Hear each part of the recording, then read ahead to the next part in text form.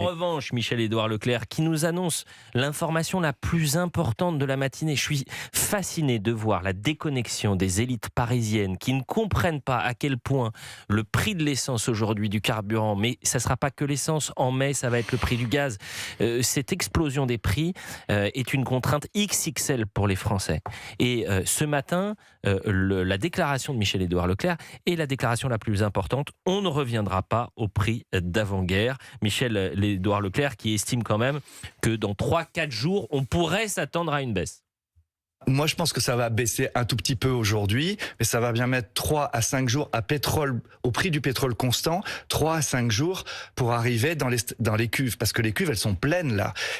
Les gens achètent moins de carburant et donc il faut que ça se renouvelle. On n'a pas le droit de vendre à perte un carburant qui est déjà dans la cuve. Donc il faut renouveler le stock. Et vous êtes si nombreux à vouloir réagir, n'hésitez pas, on prend tout le monde. 01 80 20 39 21, on ira voir Pascal et David dans un instant. Cette information de la matinée, c'est-à-dire on ne reviendra pas au prix d'avant-guerre, Benoît Perrin, mais également il va falloir attendre avant d'avoir un effet concret pour les Français.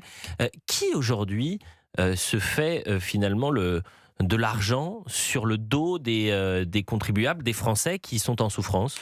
Alors c'est très simple, dans le prix, il y a évidemment deux choses. Il y a 50%, c'est donc le produit, 50% ce sont des taxes. Sur la partie produit, vous avez 4 acteurs importants. Le premier, ce sont évidemment les sociétés de pétrole, donc les producteurs de pétrole. Eux, effectivement, ils bénéficient à plein de l'augmentation du prix du baril. Après, vous avez le raffinage, le transport et la distribution, qui sont 3 autres acteurs dont les marges sont relativement faibles.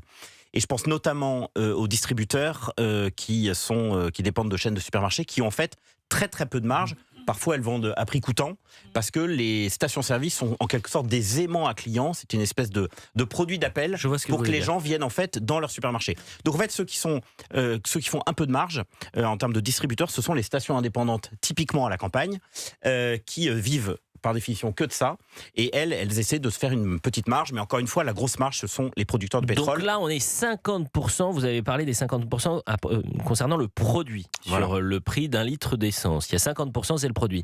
Moi, je veux aller sur les taxes. Qu'est-ce qu'on peut faire? Parce que j'ai lu David Lisnard, je suis toujours attentif à ce que dit David Lisnard. Prix du carburant et du pouvoir d'achat, certains proposent de baisser les taxes. Et s'arrête là dans l'argumentation. Je propose, dit-il, de baisser les dépenses publiques qui rendent ces taxes nécessaires. On ne libère pas les automobilistes avec des chèques sans provision, on les libère en arrêtant de gaspiller leur argent.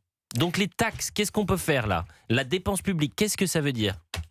Alors, David Lisnard a complètement raison, et on voit bien qu'en fait, le gouvernement, il est démuni. En fait, il prie matin, midi et soir pour qu'en fait la guerre s'arrête, parce qu'en fait, il ne fait rien. Pourquoi il ne fait rien?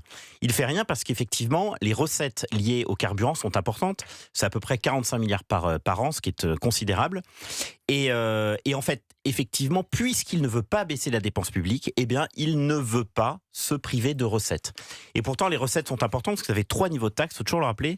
Vous avez les certificats d'économie d'énergie, c'est à peu près 7% du prix de l'essence. La fameuse taxe sur l'essence, 26% du prix de l'essence. Et la TVA, 17% du prix de l'essence. Donc vous voyez, il y a en quelque sorte 3 leviers possibles, soit le CE, soit l'ACCIS, soit la TVA. Le gouvernement pourrait agir à condition effectivement de trouver des économies ailleurs, parce que si il ne fait que baisser en quelque sorte ses impôts sans toucher à ses dépenses, eh bien il va le déficit se creuse. Exactement ce qui se passe depuis 50 ans, c'est-à-dire que parfois on diminue des impôts de manière très ponctuelle et pas dans des grosses proportions, mais comme on touche pas aux dépenses, eh bien vous avez raison, les déficits s'accroissent, et qu'est-ce qui se passe? Eh bien vous continuez à accumuler une dette qui est aujourd'hui de plus de 3 400 milliards.